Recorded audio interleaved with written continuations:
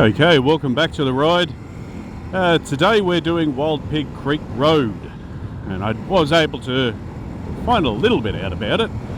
Not too much, but a little bit. So lucky for you, we won't have a lot to talk about today, so you can listen to more riding and less me speaking shit.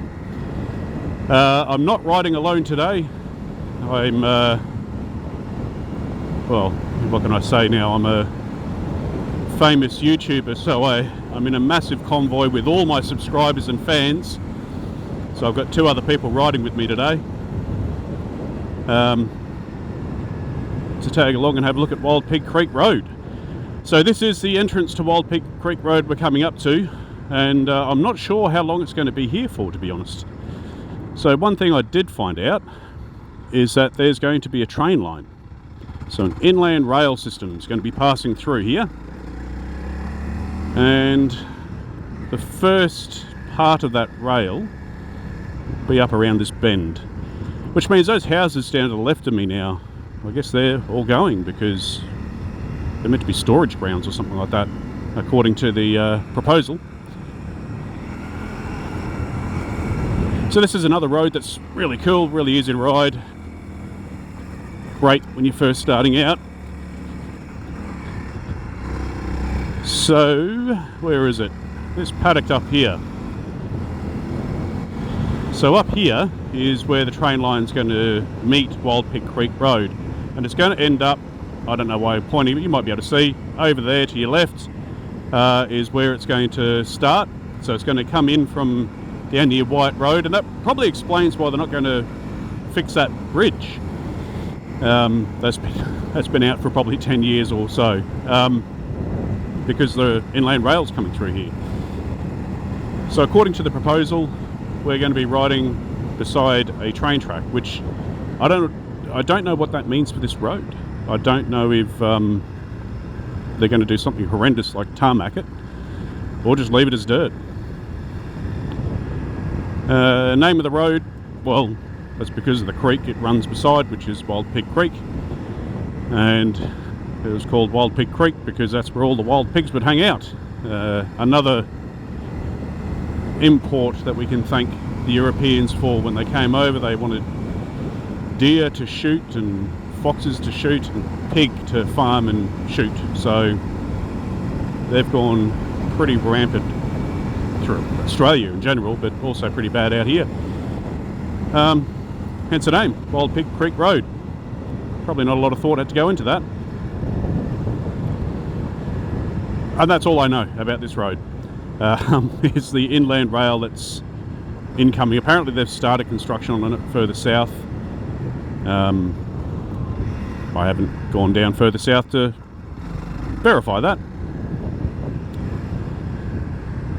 So I am interested and I am hopeful. Sorry, bumpy bit. I am hopeful that they do keep this as dirt because we are running out of places to ride. And while this is a no-through road, it's a nice little ride.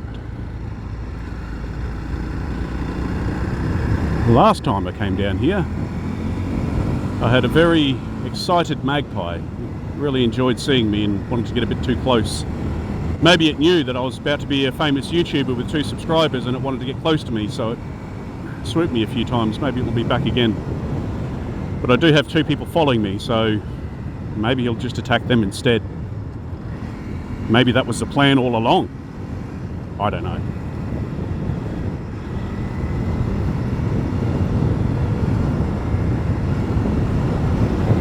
I'd just like to point out as well, for anyone that watches these videos and doesn't like them, good on you. That's your choice, that's fine. But saying narky stuff doesn't really affect me, so I don't know why. I mean, and this is a ridiculous thing. I have 2 subscribers and 2 views on my videos, right?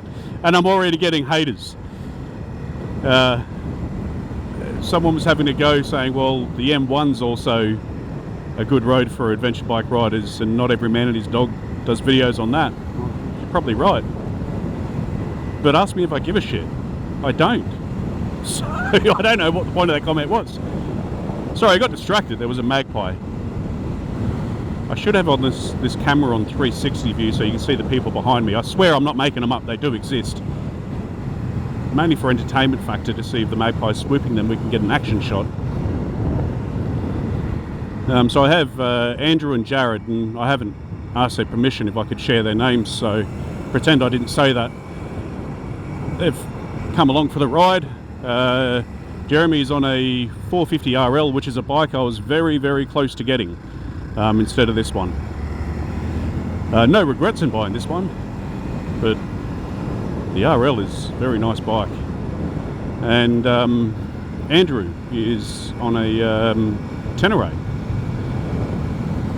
Very sexy looking bike indeed, that Tenere.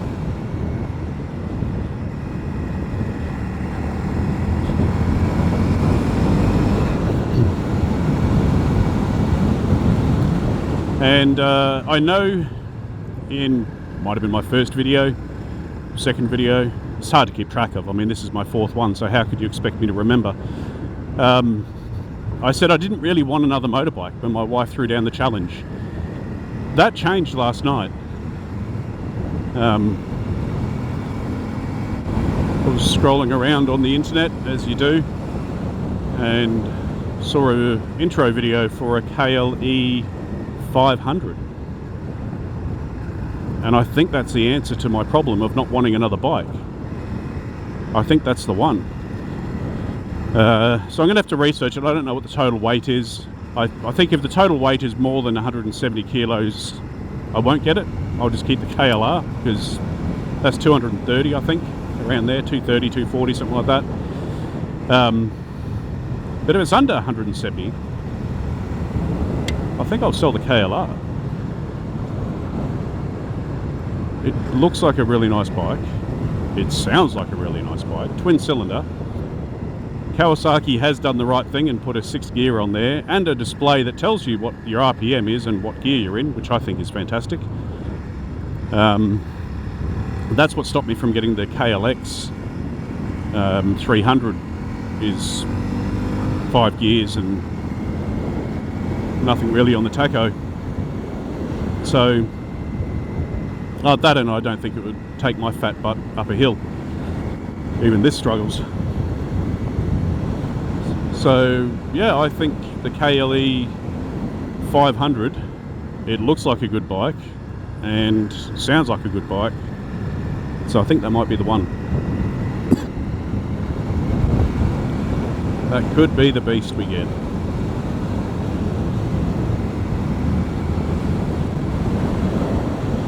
Bit on the bike, mate. So I did an oil change last night because I'm a YouTube certified mechanic, so I did the first 1000k service. And I appear to be leaking a little bit of oil, very slowly, so that's sort of okay. Enough to flick on my back tyre, so that's going to make it interesting when I get back on the road. So I'll have to sort that out when I get home. I'd very nearly rode the KLR today. Not because of the oil leak, I didn't discover that till I got to the petrol station, where they definitely took advantage of me. I think I bought the world's most expensive, cheap shit adjustable spanner, $19. Things you buy when you're in need, and it didn't even work anyway. That was a life lesson. And the clutch, the reason I wasn't going to bring it out is because of the clutch. I put these, what are they, ASV? Yeah, ASV short levers on for the clutch and for the brake. When I put the clutch one on, I probably didn't adjust everything properly, so I suspect they might be up for a new clutch plate soon. And me being a YouTube mechanic, didn't really know how to adjust it as aggressively as it needed to be. And then last night I had a epiphany and realised when I put the what's the technical term for it, the Duba had cluster thingy majiggy that your indicator and horns on, yeah, keep up, it's a technical terminology I use all the time. If I just swiveled that a little bit, I could have more action, more room to pull the clutch in. And so I did that last night, and it's fantastic. It actually works. So be mindful of that when you're putting these short levers on, which I highly recommend, by the way. They are awesome.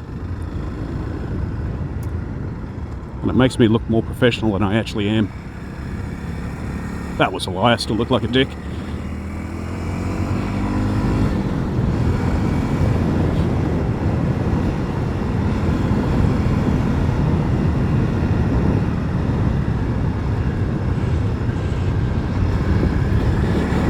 Trying a new camera position as well. I actually mounted the camera on the KLR.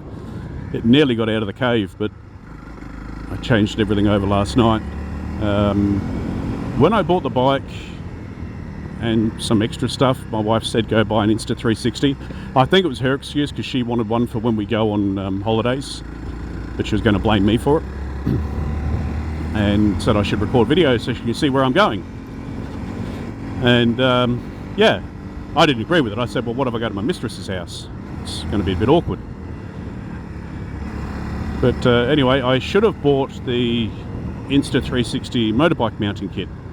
And I thought about it for a couple of weeks. And I thought I should do that. And then the one time I'm actually about to go out and connect the camera, it was too late. So I just spent a stupid amount of money, $200 or something like that, getting this, I don't know what it's called.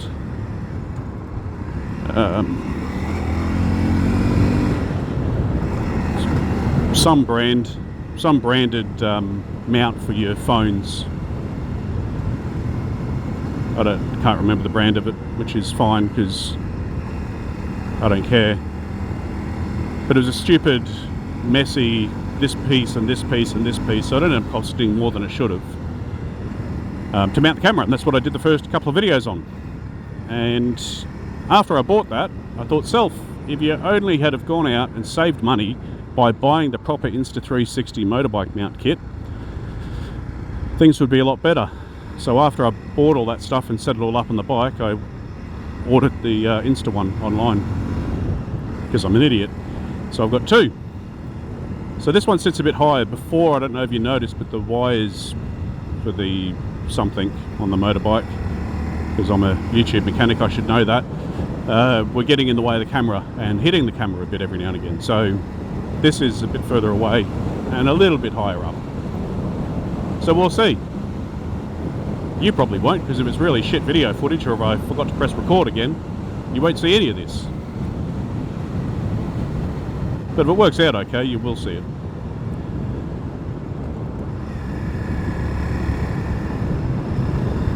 This is all newly done, which is good because I think it was a bit of a landslide there or something with all the rains we had earlier on in the year.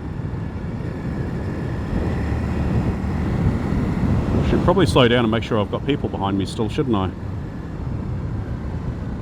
I'm not really seeing any headlights. Oh, there's one. There's two. Okay. No one died. That's a bonus.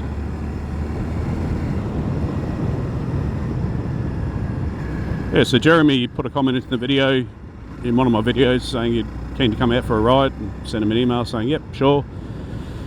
And Andrew just rocked up at the servo this morning. He was doing a ride and just rocked up. He did Watson Road this morning. Said he thought he'd try that one out. So yeah, he saw me at the servo and decided to come along as well. Well, why not?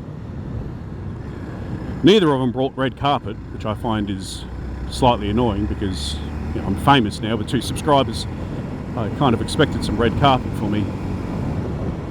But the motorbike understood and it gave me red oil underneath the bike. So, yeah, got something red, I guess. We're nearly at the end. It's not that long a road. It's long enough to enjoy. It's definitely worthwhile doing. It's a good little ride. Lots of little corners, big open spaces. It's nothing scary for anyone new. I say that and the back end just slid out because I was not paying attention. I do need to get some new tyres though. Clearly the tyres that come with the bike aren't that good. If I've only done 1,000 k's, and the tyres are already pretty well worn.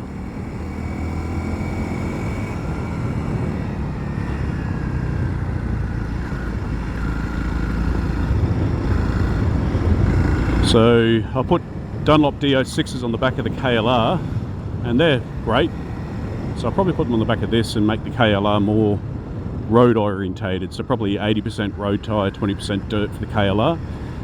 And this will just be, well, as far as I can go with dirt, probably 80% dirt for this one.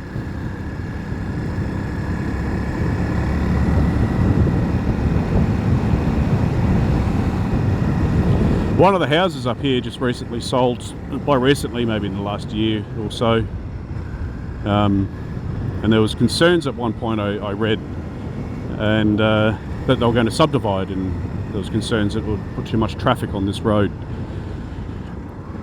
Apparently putting an inline rail system is different though. I find kind of amusing because they do all these studies and they pay people money to knock on doors and walk through and kick over logs, to come up with excuses why you can't ride cars or drive cars or ride motorbikes through the state forest and different areas. They come up with all these excuses. But they seem to forget about those froggies and lizards that are really rare and could die if someone rides a bike past them. They seem to forget about them and think it's completely okay to completely bulldoze an area to put train tracks through, because that's a different thing. But anyway, we won't get on about the government. That'll be a never-ending story on those idiots. Alright, this is the end of Wild Pig Creek Road. We survived. I did. Yep, both of us did. Up that hill, it's just a gate. It's a dead end. So no point going up there. I spoke to the owner's son last year sometime, I think. They've had all sorts of issues of people cutting the fence and going up there and realising there's nowhere to go.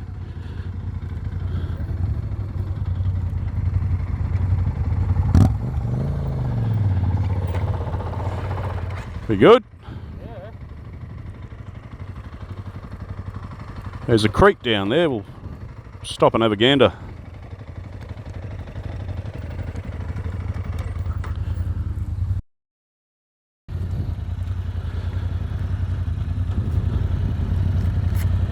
Hi, Bob. Hey, how we going?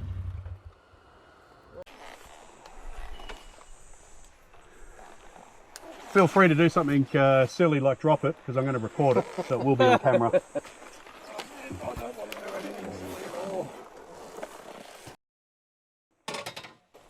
I don't bounce anymore. With what? I don't bounce anymore, I just go thud.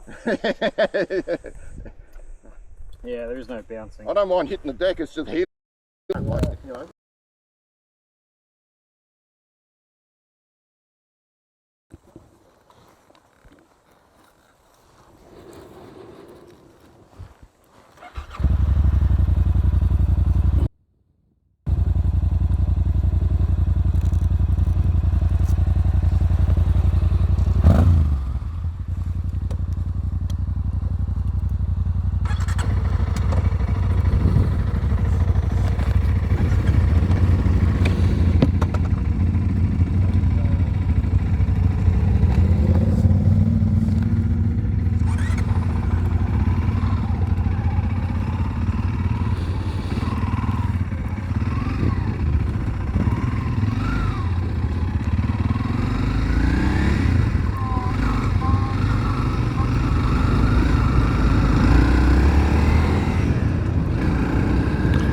Okay, well I didn't get to show you the creek.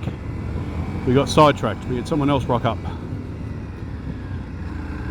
So now we're going back the other way on Wild Pig Creek Road.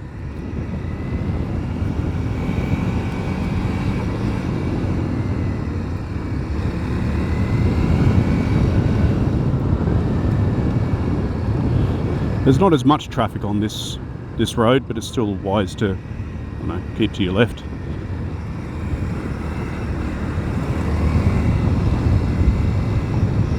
So one of these houses here, I think, is the campground. So there is actually a campground along this road. One of these houses. Oh, plover! You can got wings. You can fly, dickhead. Yeah, one of these houses is a campground. It's on high pages. They try to hide the locations, but Google reviews pinned it around here somewhere. And we're about 1 kilometre away. Well, we're back at the end of Wild Pig Creek Road, the dead end part. 1k away, 1.5 k's away from the dam that's on Bow Desert Road. So no surprise one of these places would be a campground. It'd be beautiful. I can't remember if I mentioned it, but one of the houses as you near the entrance of this road, it's still on Undullah Road, did put a proposal in to council to build cabins, but they didn't go through with it as far as I can see, probably because of that inland rail.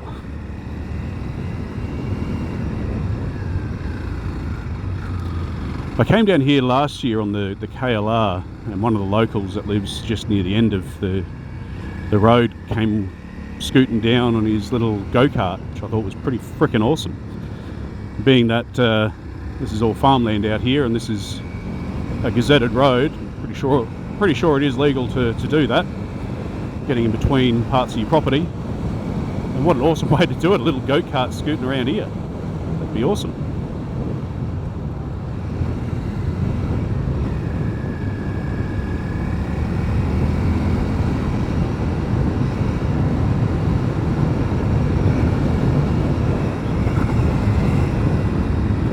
So we've all decided we're going to go up and ride Mount Elliott Road, so feel free to tune out. I don't know if I'm going to record all of that. We've already done a video on Mount Elliott Road,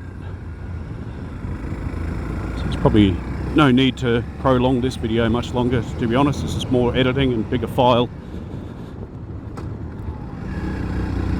And I think on my first video I said I'm going to do a pissant job at editing this and just dump it up on the internet and create 1,000 fake YouTube accounts. Well, that kind of backfired on me for a couple of reasons. One of those reasons is I assumed this was a safe space because I didn't think my wife would watch any of these videos because she gets to listen to me carry on like a dickhead for free at home. I was wrong. She watched the video. She's on to me. She knows that I'm going to set up 1,000 fake YouTube accounts. Well, her exact words were, "I know you're not going to do it, you're too f***ing lazy." And she's right. So this is not a safe space. Well, the last videos were, maybe this one is. Maybe she's learnt our lesson and doesn't want to watch anymore. And the other reason this didn't turn out to be a very cheap exercise, when editing the videos, because I'm recording this in 2.7K,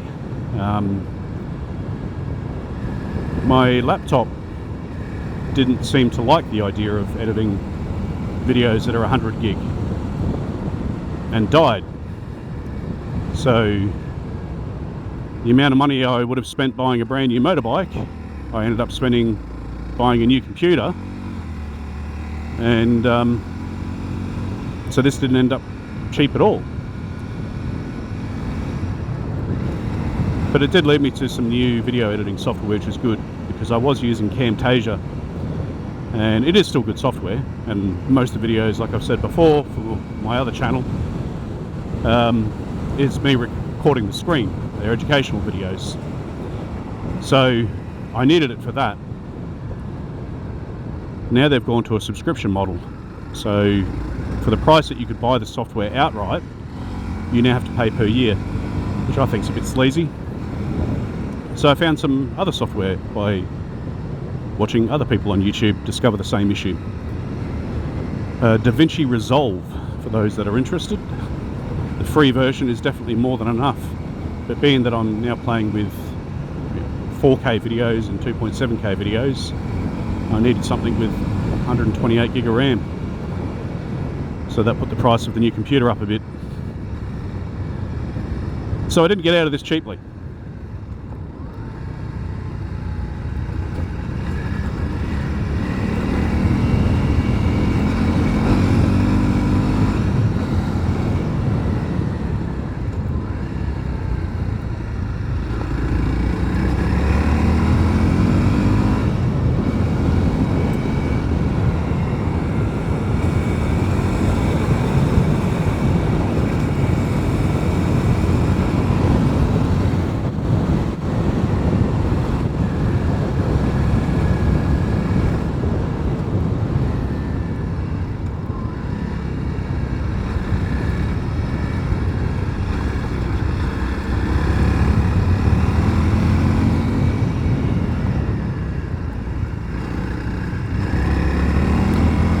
This is Magpie Lane. That's what I'm going to call this strip of road. This is where the magpie comes out and swoops me, or did last time. So let's see if we get a few kisses from a magpie again. But now there's 3 people behind me, and I think they go for the last person, so maybe I planned that again right.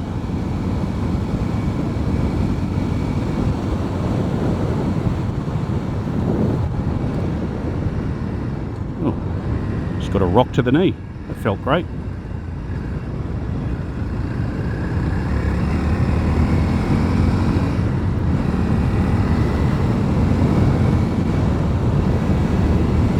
I think I might end this video here, save you the torture of listening to me yabber on anymore, and well, we're just seeing Wild Pig Road in the opposite direction, so if you want to see it in the opposite direction for the rest of it, just watch the first part of the video in reverse. But thanks for tuning in, thanks for watching and tolerating me. Next ride, I'm not sure where I'm going to go for the next ride. We'll work that out. Maybe I'll go back up to Glendon and show you a bit out there. I can't recommend it enough. It's really good out that way. So maybe that's the next video, I don't know. As I said in my wedding vows, keep expectations low and we should be right. So who knows where we end up for the next video.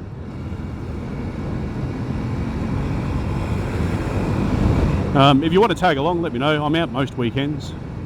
No issues with people coming along. It's always good to ride with other people, and I normally ride with some people on the Facebook groups as well. And if you're new, join the Facebook groups, Adventure Bike Riders Brisbane or Adventure Bike Riders whatever else. There's plenty of them out there for your area, and meet up with people and just ride with them. It's good. And if you do something stupid like fall off, you've got other people around you to make sure you're okay and watch you die. Until the next one, take care.